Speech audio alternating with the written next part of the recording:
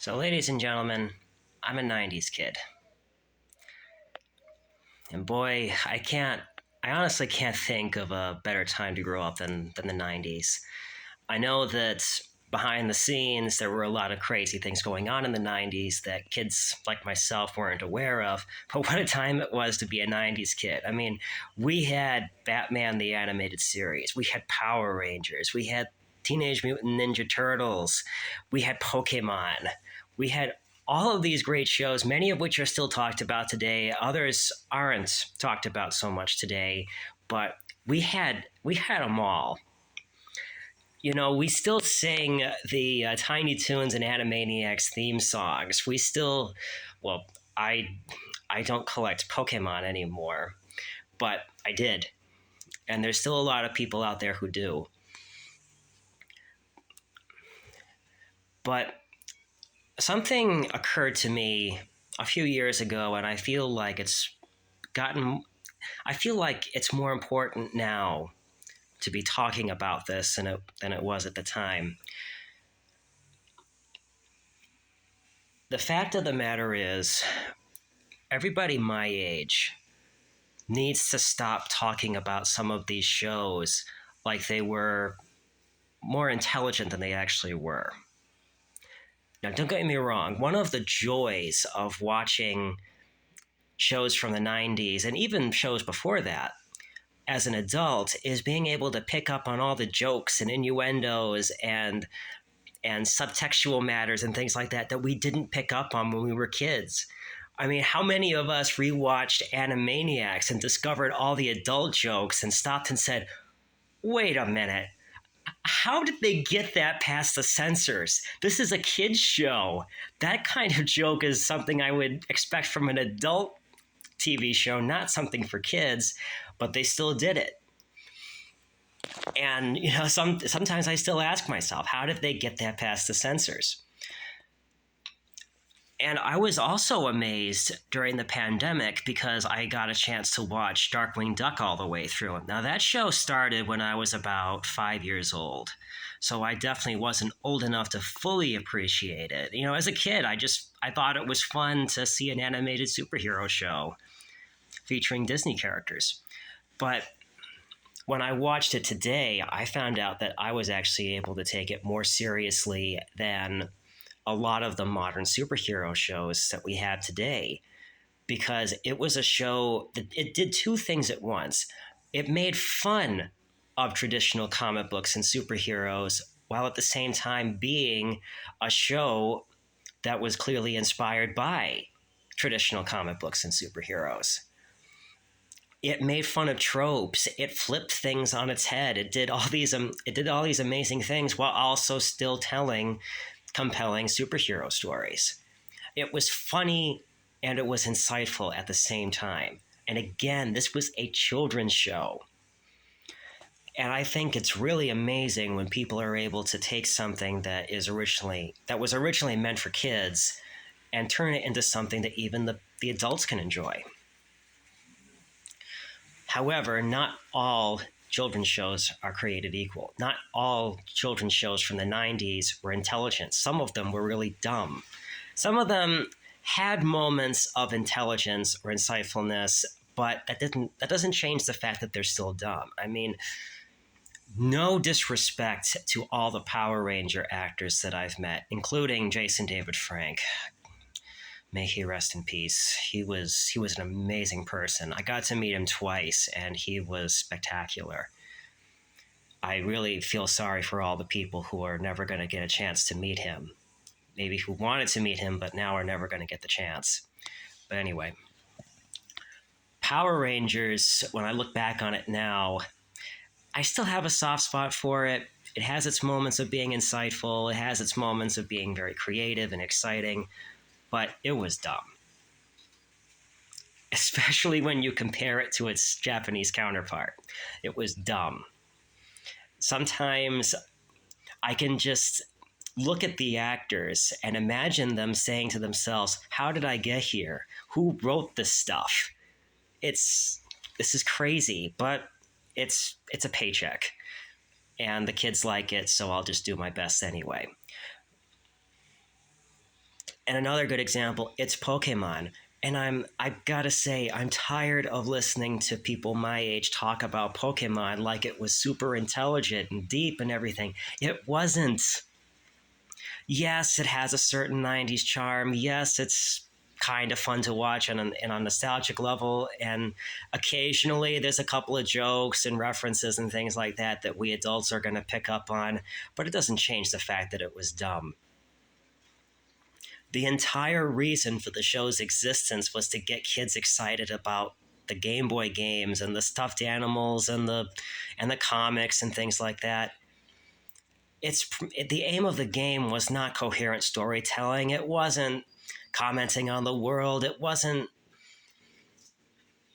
intelligent storytelling or any of those types of things. It was purely commercial, silly, dumb commercialism. And you want to know what's crazy? The main character, Ash Ketchum, by the end of the first season of the show, he didn't even get all the way through the Pokemon League Championships, which was like the big thing that the show was building up to. He hadn't caught all 150 Pokemon. And back then, there were only 150. Oh, 151. Sorry. I mean, how many Pokemon do they have now? 500, 600, something like that. Good luck trying to be a Pokemon master with that many Pokemon out there.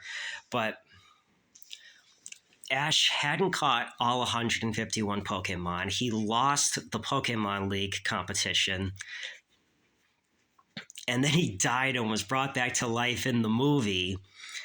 And what's crazy is the show hadn't even introduced all 151 Pokemon yet. It hinted at some of them, but it didn't introduce all of them. And the studio was ready to end the series after the movie. And I'm thinking to myself, did anybody really take that show seriously if they really thought that they could end the series without introducing all the Pokemon characters and ending on a note where the protagonist basically loses and doesn't fulfill his initial goal? How could they? That must be a sign that no one was taking that show seriously. They most likely just wanted to get kids excited about the games by any means necessary. So they just said, what the hell? We'll just do whatever we feel like doing. So, in a way, I'm kind of glad that they didn't end it after that point.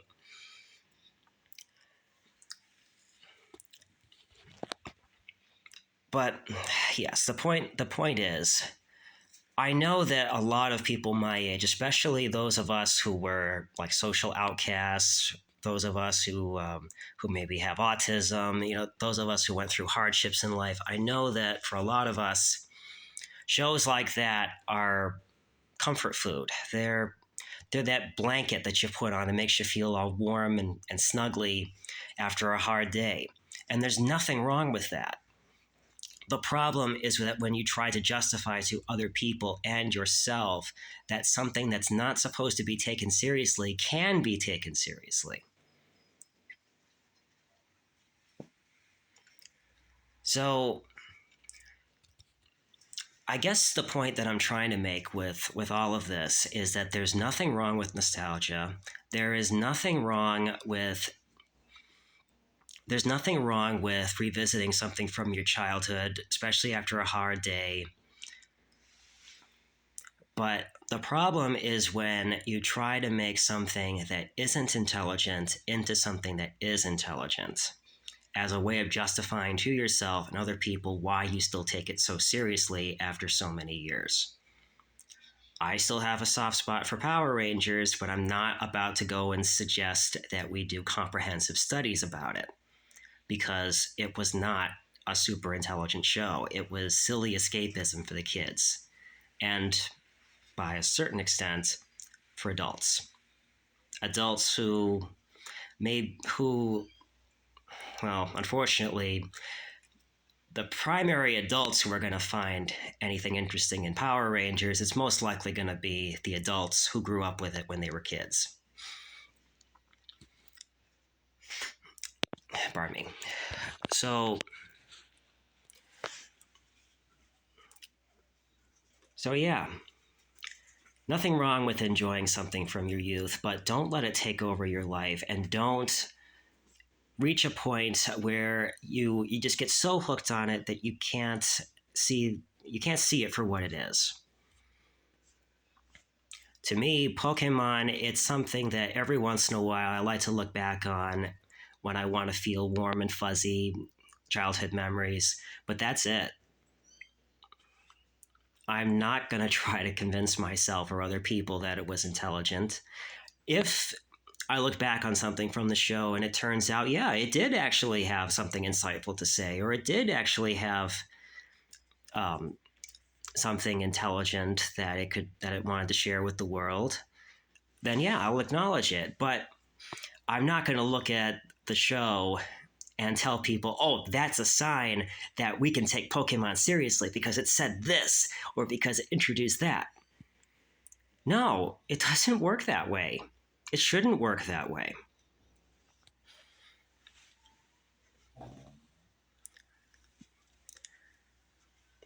So, sorry to be such a spoil sport, but I really feel like it's something that had to be said because some and I'm talking from experience here.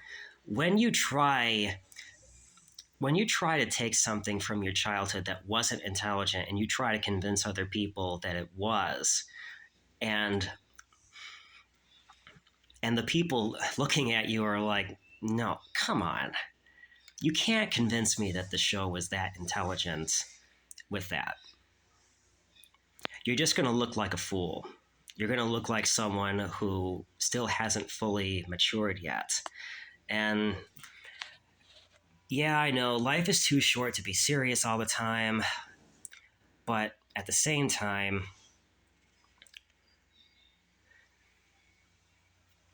if we spend too much time focusing on things that aren't intelligent and we spend too much time living off nostalgia and things like that, how are we ever going to move forward?